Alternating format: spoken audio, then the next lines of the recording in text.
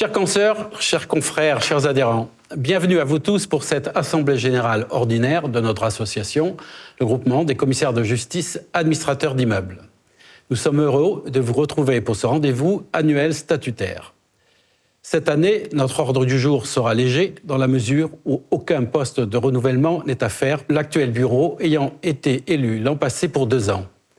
Bien sûr, cela ne ferme pas la porte aux bonnes volontés qui seraient intéressées pour nous rejoindre et nous aider dans notre développement. Nous vous accueillerons avec plaisir et votre élection sera proposée au vote l'an prochain. Vous pouvez nous contacter sur l'adresse e-mail du groupement ou sur nos portables. Corinne, notre trésorière, va nous présenter un bilan financier du groupement et nous demandera l'approbation des comptes de l'exercice 2023. Avant d'aller plus loin, je voudrais remercier les membres du bureau, Sylvain Olagnon, notre secrétaire, Corinne Elichéry-Cormier, notre trésorière, mais aussi Caroline Devim, Émilie Repère, Stéphanie Le Fur, Thierry Sellos, Mathieu Gama, les membres du bureau, et Robert Sicuto, délégué de la Chambre nationale des commissaires de justice. Je vous rappelle que leur travail est totalement bénévole et qu'ils méritent nos remerciements. C'est avec un grand plaisir qu'en tout cas, moi, je travaille avec eux. Je vous propose de faire notre rapport d'activité 2023. Cette année 2023 a été une année extrêmement riche en événements et en travaux. Nous avons organisé en juin 2023 les 8e assises du groupement à Paris. Nous étions nombreux et surtout heureux de nous retrouver après la période noire du Covid. Ces assises étaient couplées avec le premier anniversaire de la nouvelle profession de commissaire de justice, co-organisée avec la Chambre nationale des commissaires de justice, et nous avions eu l'honneur d'accueillir le directeur des affaires civiles et du Sceau, représentant le garde des Sceaux, qui avait été empêché au dernier moment. Lors de ces assises, nous évoquions nos attentes statutaires. Comme nous l'avons toujours fait depuis des années, nous avons martelé notre désir d'exercer l'activité d'administration d'immeubles à visage découvert, en faisant état de notre qualité de commissaire de justice. Nous nous sommes battus pour obtenir le même statut que les notaires et les géomètres. Nous avons ensuite participé aux travaux relatifs à la modification de notre statut, notre reconnaissance en qualité de commissaire de justice pour l'activité accessoire d'administrateur de biens et la possibilité d'exercer l'entremise. Je vous remercie, notre secrétaire en particulier, Sylvain Olagnon, pour son travail et sa disponibilité. Tout le travail du groupement depuis 12 ans se trouve récompensé par la réalisation de nos rêves, à savoir exercer l'administration d'immeubles en plénitude de notre qualité de commissaire de justice, exercer une nouvelle activité accessoire de l'administration d'immeubles, à savoir l'entremise immobilière. Là encore, nous avons travaillé avec notre Chambre nationale et nous avons pu participer à ces grandes victoires. Voilà nos objectifs prioritaires remplis. Il nous reste des chantiers à pourvoir, ouverts tels que la bonne mise en place de notre nouveau site internet de publication d'annonces et engager une nouvelle communication de l'activité des commissaires de justice, administrateurs d'immeubles, décomplexés dès la parution des décrets à venir. Voilà en quelques mots le travail que nous avons tous accompli. Je laisse la place à notre secrétaire Sylvain Olagnon qui va nous expliquer le déroulement de ces élections et des votes qui vont avoir lieu sur les résolutions à venir. Bonjour à tous et je vous remercie de votre présence numérique. Qui dit assise numérique disait Assemblée générale dématérialisée. C'est une première pour nous et nous avions décidé de prendre la tâche de notre confrère Alexandre Bedon, qui n'est pas adhérent de l'association et qui a mis au point une application qui s'appelle Covoxia et qui permet les votes en ligne en toute sécurité, en toute transparence et surtout sous les contrôles d'un commissaire de justice. Alors autant être bien servi par notre propre profession pour authentifier cette première Assemblée générale dématérialisée. Vous avez reçu en tant qu'adhérent ce matin par SMS vos identifiants et mots de passe pour vous connecter à l'application Covoxia. Je vous invite à vous connecter et vous aurez accès donc aux 2 résolutions de vote, à savoir le quitus de l'exercice 2023 à donner à notre trésorière, Corinne Elichéry-Cormier. Vous avez reçu pour cela les tableaux de présentation des recettes et des dépenses et du solde bénéficiaire, et nos chiffres, Corinne nous le rappellera, sont tout à fait conformes à nos prévisions. Et vous aurez également à voter pour une 2e résolution pour le budget 2024. Voilà, je vous remercie en tout cas de procéder à ces votes après les commentaires de notre trésorière à qui je laisse la parole. Bon, merci Sylvain, bonjour à tous. Donc effectivement, comme Sylvain vous l'a indiqué, vous avez tous reçu les chiffres par cette nouvelle application Covoxia et j'espère que vous avez pu en prendre connaissance. Donc effectivement, le prévisionnel qui avait été présenté l'année dernière concernant cette année 2023 a été respecté et on arrive à peu près au montant qu'on espérait, avec un poste de dépense qui a été légèrement en augmentation par rapport à ce qu'on avait prévu du fait du coût des annonces du Bon Coin qui ont été augmentées. Donc on souligne quand même que pour l'instant, cette augmentation de coûts n'a pas été répercutée sur les adhérents et pour l'instant, vous continuez de payer le même prix.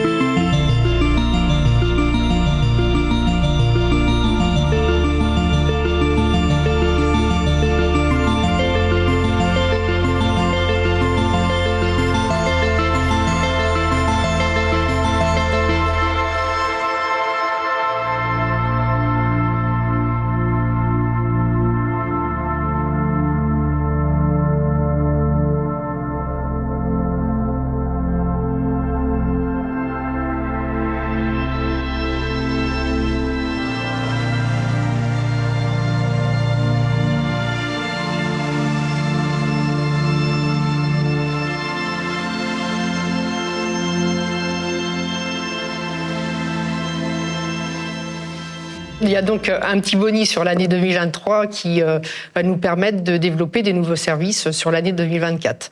Concernant le prévisionnel 2024, on a repris à peu près le même poste de dépenses et on a augmenté le poste de recettes en espérant une augmentation effectivement des adhésions du fait des nouvelles annonces qui sont faites et de cette nouvelle activité d'entremise qui devrait fédérer et amener des nouveaux confrères dans la profession.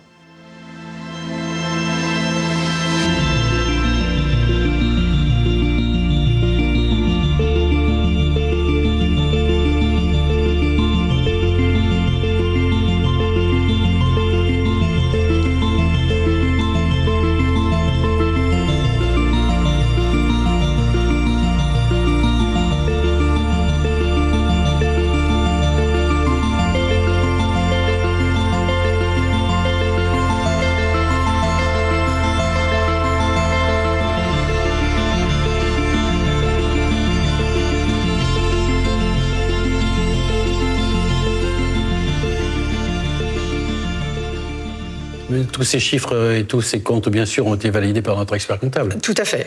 Tout à fait. L'alias fiscal a été déposé dans les temps et l'expert comptable a fait son travail. Donc, si vous voulez bien, bon, je vous laisse regarder les chiffres tranquillement et donner quitus pour les chiffres de 2023 et pour le prévisionnel 2024. Et Sylvain va vous expliquer comment procéder au vote.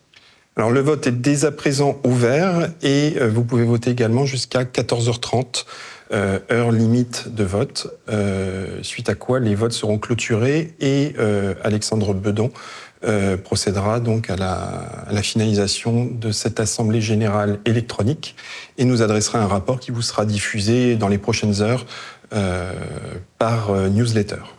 Je vous remercie pour vos votes et votre présence numérique. L'ordre du jour étant épuisé, je déclare la présente assemblée générale close et vous donne rendez-vous l'année prochaine.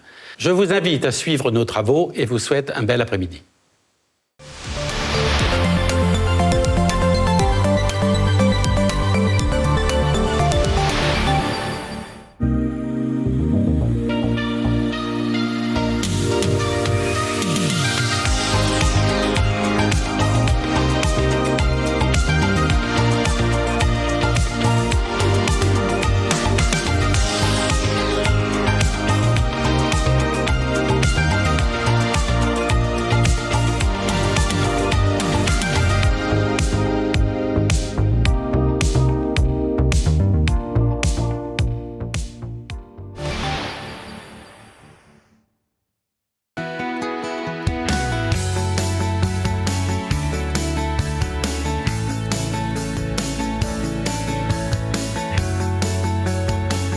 Je loue des biens immobiliers depuis 25-30 ans.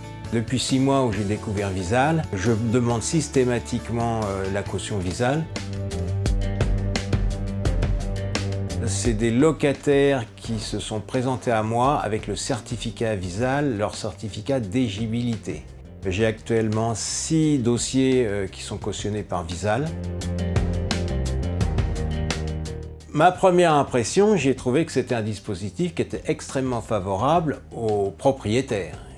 J'ai creusé un peu, en plus c'est gratuit. Donc pour moi, je n'y vois en tant que bailleur que des avantages.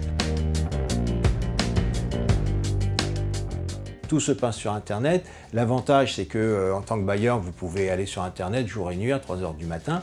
C'est quand même, c'est pas ouvert de 8 h à 18 h. Hein. Je veux dire, c'est ouvert en permanence. C'est très simple. Vous êtes sûr d'être payé tous les mois. Moi, depuis que j'ai Visal, je n'ai pas un loyer impayé. Il y a un autre avantage de la garantie Visal, c'est les réparations locatives. Sur ce sujet-là, Visal a prévu un volet. Il y a très peu de locataires qui vous laissent l'appartement en bon état. Pour la première fois, il y a quelques documents à fournir que vous êtes censé avoir, comme le bail, votre RIB, votre dossier constitué. Et après, vous faites votre déclaration de loyer impayé. Et en général, sous 5-6 jours, ils vous envoient un mail en disant « le virement est parti ». Et là, vous regardez votre compte en banque et sous 48 heures, vous avez l'argent sur votre compte. Dans l'esprit, je crois que c'est gagnant-gagnant. C'est gagnant pour le locataire, qui trouve beaucoup plus facilement, et pour le propriétaire, qui a une garantie qui est vraiment extrêmement solide.